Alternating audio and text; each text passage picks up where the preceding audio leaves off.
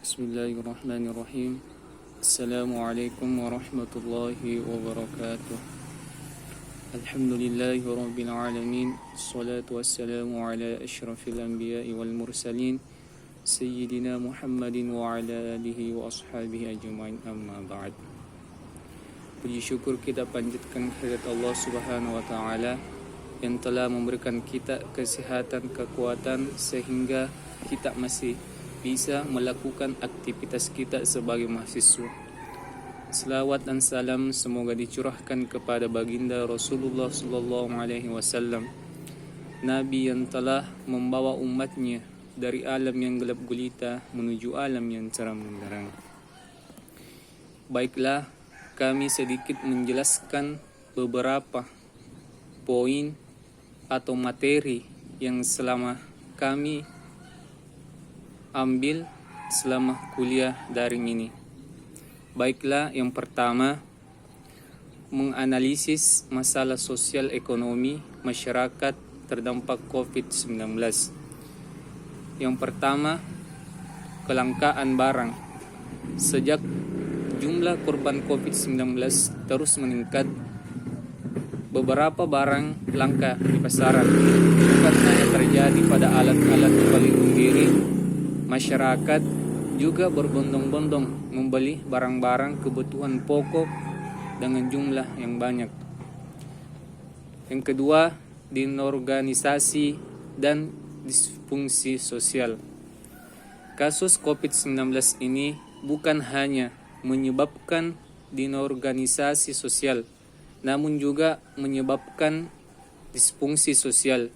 Disfungsi sosial terjadi ketika seseorang tidak mampu menjalankan fungsi sosial yang sesuai dengan status sosial itu sendiri. Yang ketiga, tindakan kriminal.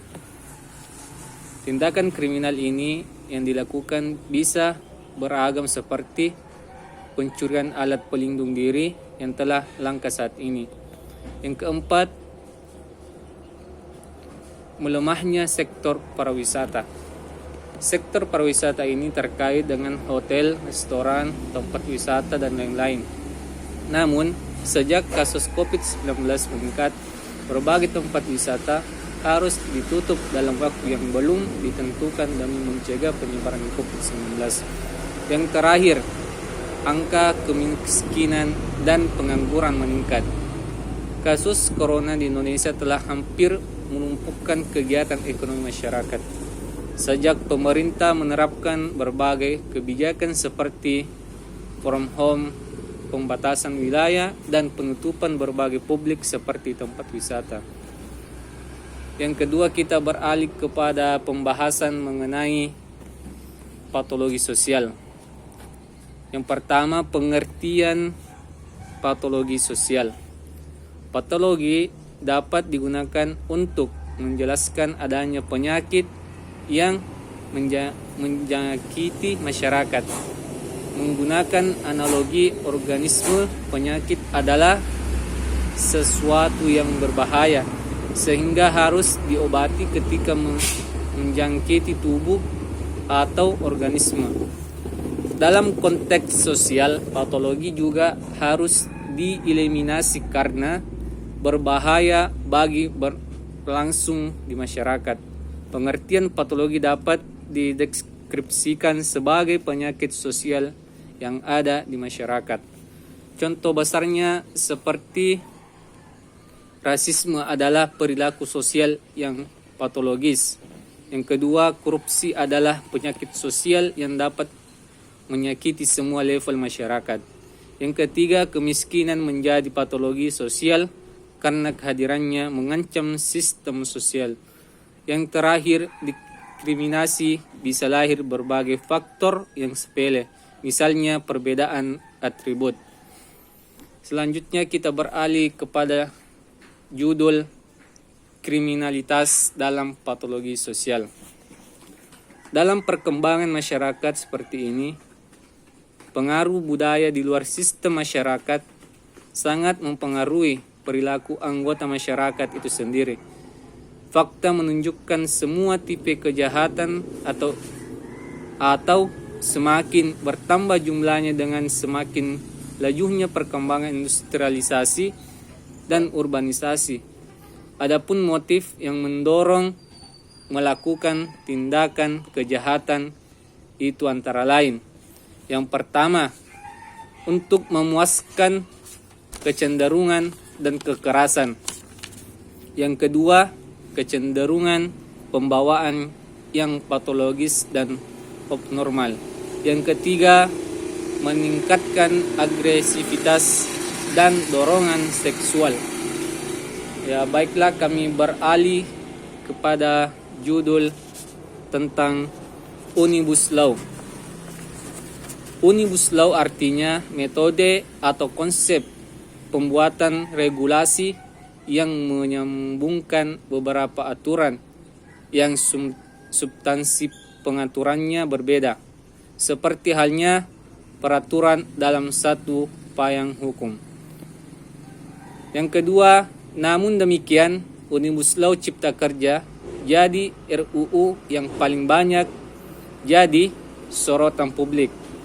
Selain itu, dianggap banyak memuat pasal. Yang pertama, kontroversi RUU Cipta Kerja. Yang kedua, seringkali memberi buruh harga menentangkan investor. Yang ketiga, secara substansi, RUU Cipta Kerja adalah faktor Omnibus Law yang nampaknya paling berpengaruh pada masyarakat, terutama jutaan pekerja di Indonesia. Baiklah, kami beralih kepada judul yang berikutnya tentang gangguan mental. Pengertian gangguan mental. Pengertian gangguan mental tergantung pada jenis gangguan mental tersebut. Beberapa contoh gangguan mental. Yang pertama, waham atau delusi, yaitu meyakini sesuatu yang tidak nyata atau tidak sesuai dengan fakta yang sebenarnya. Yang kedua, halusinasi, yaitu sensasi ketika seseorang melihat, mendengar, atau merasakan sesuatu yang sebenarnya tidak nyata. Yang ketiga, sesuatu suasana hati yang berubah-ubah dalam periode tertentu. Yang keempat, perasaan sedih yang berlangsung sehingga berminggu-minggu bahkan berbulan-bulan. Yang terakhir, perasaan cemas dan takut yang berlebihan dan terus-menerus sampai mengganggu aktivitas sehari-hari. Adapun penyebab gangguan mental, yang pertama, faktor biologis atau gangguan mental organik. Yang pertama, gangguan pada fungsi sel saraf otak. Yang kedua, kelainan bawaan atau cedera pada otak. Yang ketiga, kerusakan otak akibat terbentur atau kecelakaan. Yang terakhir, memiliki orang tua atau keluarga penderita gangguan mental. Faktor yang kedua yaitu faktor psikologi. Yang pertama, peristiwa traumatik seperti kekerasan dan pelecehan seksual. Yang kedua, kehilangan orang tua atau disia-siakan di masa kecil. Yang terakhir, kurang mampu bergaul dengan orang lain. Mungkin inilah materi-materi yang kami dapat selama kuliah. Mudah-mudahan apa yang telah Ibu ajarkan kepada kami, mudah-mudahan bermanfaat bagi kami, dan apabila ada kesalahan mohon dimaafkan. Akhirul kalam, minallahil musta'an wa alaihi tiklan. Assalamualaikum warahmatullahi wabarakatuh.